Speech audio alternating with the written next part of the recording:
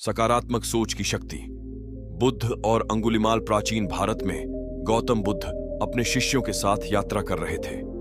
उस समय अंगुलिमाल नाम का एक खूंखार डाकू था जो अपनी क्रूरता और निर्दयता के लिए जाना जाता था। कहानी शुरू करने से पहले आपसे अनुरोध है कि वीडियो को लाइक और चैनल को सब्सक्राइब जरूर करें।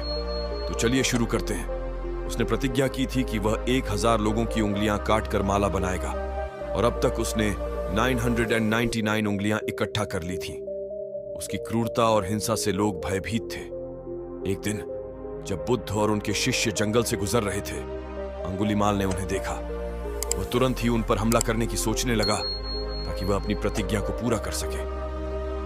उसने बुद्ध की ओर दौड़ना शुरू कर दिया, लेकिन जैसे ही वह बुद्ध के पास पहुंचा, उसने महसूस किया कि बुद्ध शांत और अविचलित खड़े थे। यह देखकर अंगुलिमाल चकित हो गया और उसने पूछा, तुम्हें मुझसे डर नहीं लगता? क्या तुम जानते नहीं कि मैं कौन हूं? बुद्ध ने मुस्कुराते हुए कहा, हाँ, मैं जानता हूं कि तुम कौन हो, लेकिन मैं तुम्हें यह बताना चाहता हूं कि तुम अपना जीवन इस तरह बर्बाद क्यों कर रहे हो। इस क्रूरता से तुम्हें क्या मिलेगा? अंगुलिमाल, जो अब तक केवल डर और नफरत देखता आया था, बुद्ध की शांति और करुणा से प्रभावित हुआ। उसने पूछा, मैंने अपने जीवन में बहुत बुरा किया है, क्या मैं अब भी बदल सकता हूं? बुद्ध ने उत्तर दिया, हर कोई बदल सकता है, बस तुम्हें अपने विचारों और कर्मों को सकारात्मक दिशा में मोड़ना होगा।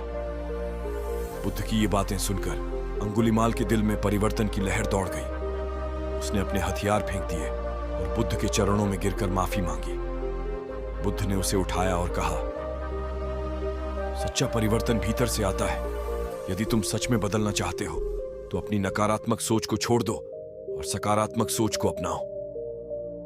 अंगुलिमाल ने बुद्ध के निर्देशों का पालन किया और अंततः एक शांति और करुणा से भरा जीवन जीने लगा। उसने अपने जीवन को अच्छाई और सेवा के कार्यों में बदल दिया। यह कहानी हमें सिखाती है कि सकारात्मक सोच और सही मार्गदर्शन के साथ कोई भी व्यक्ति अपने जीवन को बदल सकता है, चाहे उसने कितना भी गलत क्यों न किया हो।